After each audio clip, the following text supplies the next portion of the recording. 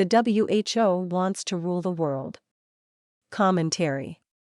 The World Health Organization will present 2 new texts for adoption by its governing body, the World Health Assembly, comprising delegates from 194 member states, in Geneva on May 27 to June 1. The new pandemic treaty needs a 2/3 majority for approval and, if and once adopted, will come into effect after 40 ratifications. The amendments to the international health regulations can be adopted by a simple majority and will be binding on all states unless they recorded reservations by the end of last year. Because they will be changes to an existing agreement that states have already signed, the amendments do not require any follow-up ratification. The WHO describes the IHR as an instrument of international law that is legally binding on its 196 states parties, including the 194 WHO member states, even if they voted against it. Therein lies its promise and its threat.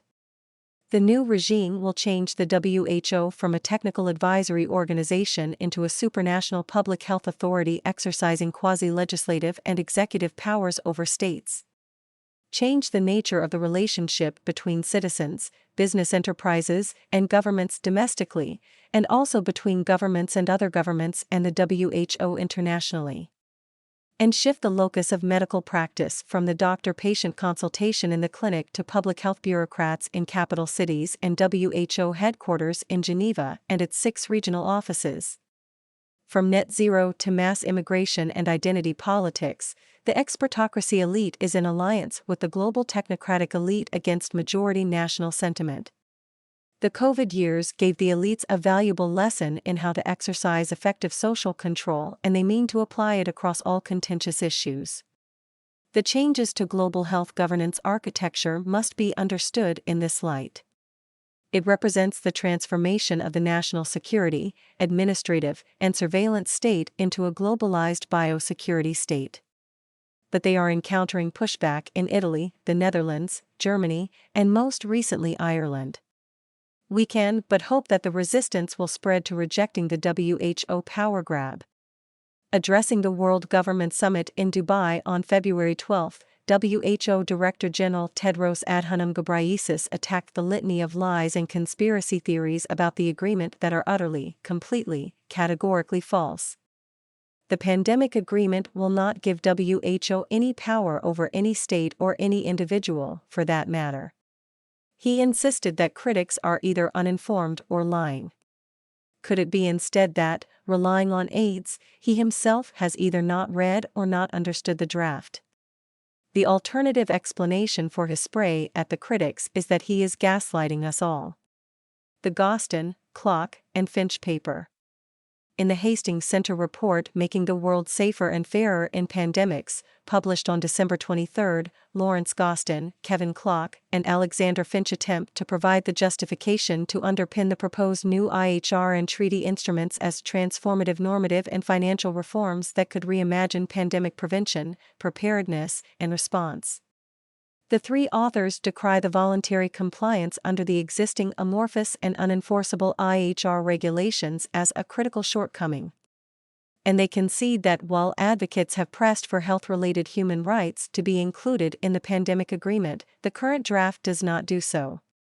Directly contradicting the DG's denial as quoted above, they describe the new treaty as legally binding. This is repeated several pages later. The best way to contain transnational outbreaks is through international cooperation, led multilaterally through the WHO. That may require all states to forego some level of sovereignty in exchange for enhanced safety and fairness. What gives their analysis significance is that, as explained in the paper itself, Gostin is actively involved in WHO processes for a pandemic agreement and IHR reform as the director of the WHO Collaborating Center on National and Global Health Law and a member of the WHO Review Committee on IHR Amendments.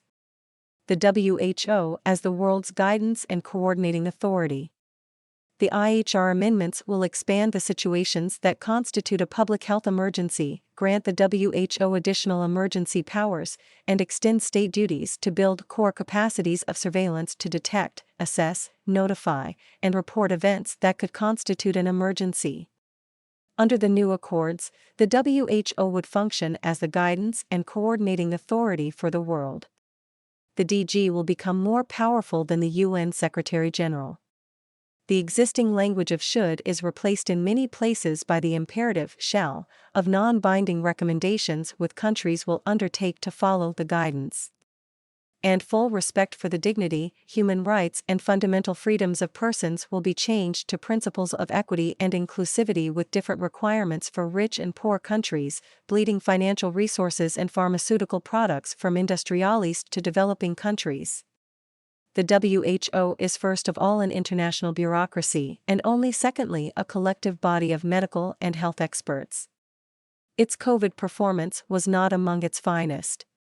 Its credibility was badly damaged by tardiness in raising the alarm, by its acceptance and then rejection of China's claim that there was no risk of human-human transmission, by the failure to hold China accountable for destroying evidence of the pandemic's origins, by the initial investigation that whitewashed the origins of the virus, by flip-flops on masks and lockdowns, by ignoring the counterexample of Sweden that rejected lockdowns with no worse health outcomes and far better economic, social, and educational outcomes, and by the failure to stand up for children's developmental, educational, social, and mental health rights and welfare.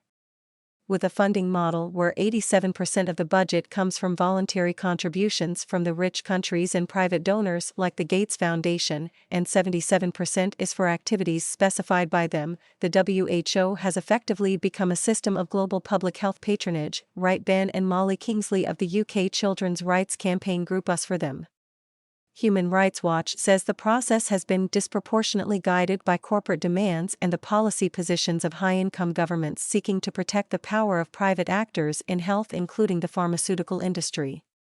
The victims of this catch-22 lack of accountability will be the peoples of the world. Much of the new surveillance network in a model divided into pre-in and post-pandemic periods will be provided by private and corporate interests that will profit from the mass testing and pharmaceutical interventions. According to Forbes, the net worth of Bill Gates jumped by one-third from $96.5 billion in 2019 to $129 billion in 2022. Philanthropy can be profitable. Article 15.2 of the draft pandemic treaty requires states to set up no-fault vaccine injury compensation schemes, conferring immunity on Big Pharma against liability, thereby codifying the privatization of profits and the socialization of risks. The changes would confer extraordinary new powers on the WHO SDG and regional directors and mandate governments to implement their recommendations. This will result in a major expansion of the international health bureaucracy under the WHO, for example, new implementation and compliance committees. Shift the center of gravity from the common deadliest diseases to relatively rare pandemic outbreaks. And give the WHO authority to direct resources to itself and to other governments in breach of sovereign and copyright rights. Considering the impact of the amendments on national decision-making and mortgaging future generations to internationally determined spending obligations, this calls for an indefinite pause in the process until parliaments have done due diligence and debated the potentially far-reaching obligations. Yet disappointingly, relatively few countries have expressed reservations and few parliamentarians seem at all interested. We may pay a high price for the rise of careerist politicians whose primary interest is self-advancement, ministers who ask bureaucrats to draft replies to constituents expressing concern that they often sign without reading either the original letter or the reply in their name, and officials who disdain the constraints of democratic decision-making and accountability. Ministers relying on technical advice from staffers when officials are engaged in a silent coup against elected representatives give power without responsibility to bureaucrats while relegating ministers to being in office but not in power, with political accountability sans authority. US President Donald Trump and Australian and UK Prime Ministers Scott Morrison and Boris Johnson were representative of national leaders who had lacked the science literacy, intellectual heft, moral clarity, and courage of conviction to stand up to their technocrats. It was a period of yes, Prime Minister on steroids, with Sir Humphrey Appleby winning most of the guerrilla campaign waged by the Permanent Civil Service against the transient and clueless Prime Minister Jim Hacker. At least some Australian, American, British, and European politicians have recently expressed concern at the WHO-centered command and control model of a public health system, and the public spending and redistributive implications of the two proposed international instruments. U.S. Representatives Chris Smith and Brad Wenstrup warned on February 5 that far too little scrutiny has been given, far too few questions asked as to what this legally binding agreement or treaty means to health policy in the United States and elsewhere. Like Smith and Wenstrup, the most common criticism leveled has been that this represents a power grab at the cost of national sovereignty. Speaking in Parliament in November, Australia's Liberal Senator Alex Antic dubbed the effort a WHO data. A more accurate reading may be that it represents collusion between the WHO and the richest countries, home to the biggest pharmaceutical companies, to dilute accountability for decisions, taken in the name of public health, that profit a narrow elite. The changes will lock in the seamless rule of the technocratic managerial elite at both the national and the international levels. Yet the WHO edicts, although legally binding in theory, will be unenforceable against the most powerful countries in practice. Moreover, the new regime aims to eliminate transparency and critical scrutiny by criminalizing any opinion that questions the official narrative from the WHO and governments, thereby elevating them to the status of dogma. The pandemic treaty calls for governments to tackle the infodemics of false information, misinformation, disinformation, and even too much information. This is censorship. Authorities have no right to be shielded from critical questioning of official information.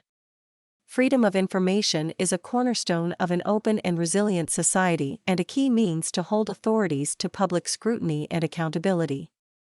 The changes are an effort to entrench and institutionalize the model of political, social, and messaging control trialed with great success during COVID.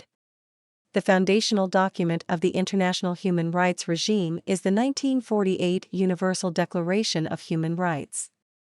Pandemic management during COVID and in future emergencies threaten some of its core provisions regarding privacy, freedom of opinion and expression, and rights to work, education, peaceful assembly, and association.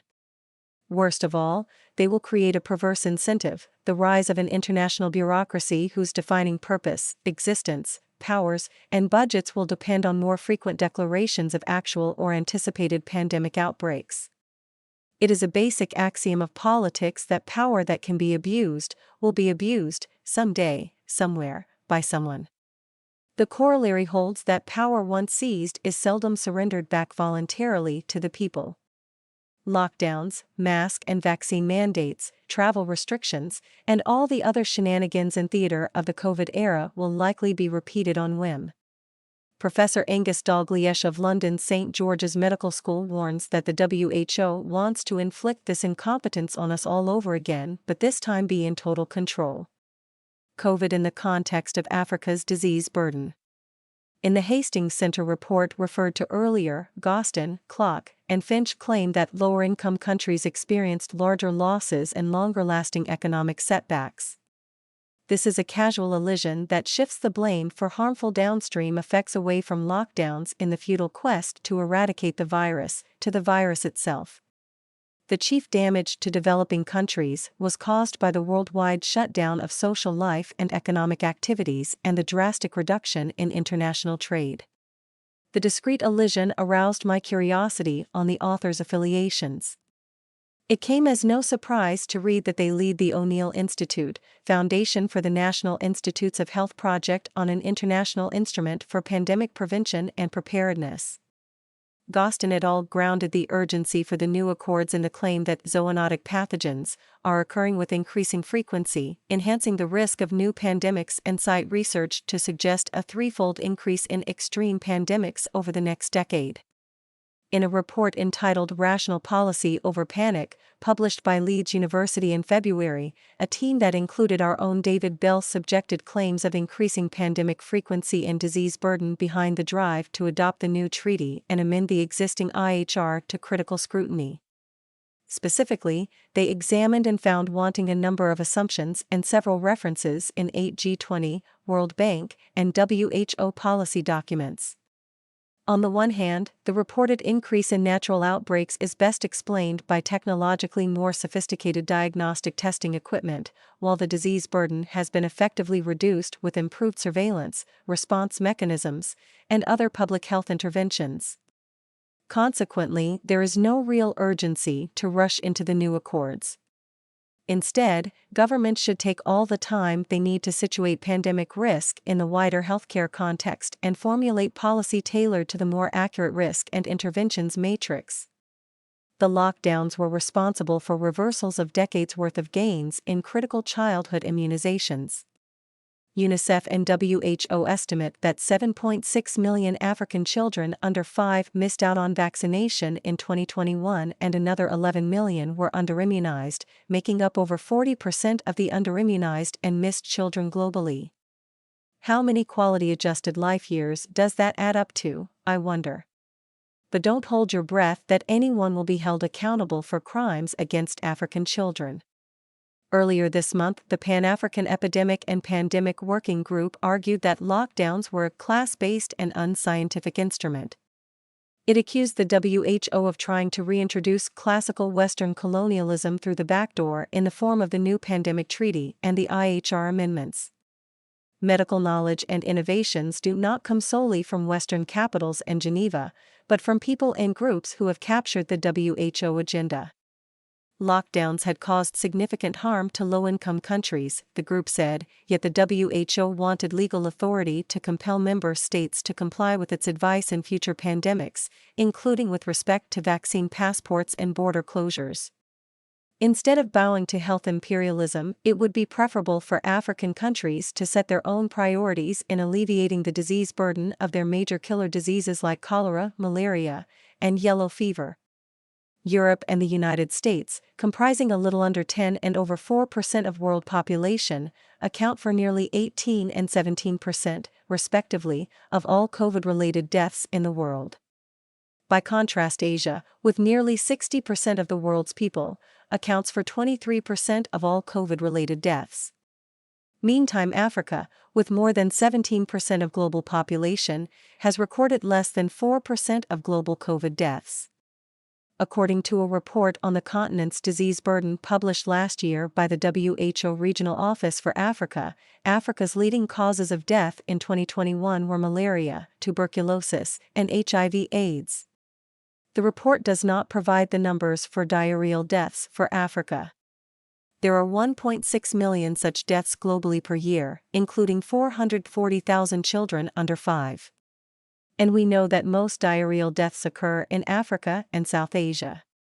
If we perform a linear extrapolation of 2021 deaths to estimate ballpark figures for the 3 years 2020 to 22 inclusive for numbers of Africans killed by these big three, approximately 1.78 million died from malaria, 1.5 million from TB, and 1.26 million from HIV/AIDS. By comparison, the total number of COVID-related deaths across Africa in the 3 years was 259,000. Whether or not the WHO is pursuing a policy of health colonialism, therefore, the Pan-African Epidemic and Pandemic Working Group has a point regarding the grossly exaggerated threat of COVID in the total picture of Africa's disease burden. A shorter version of this was published in The Australian on March 11, republished from the Brownstone Institute.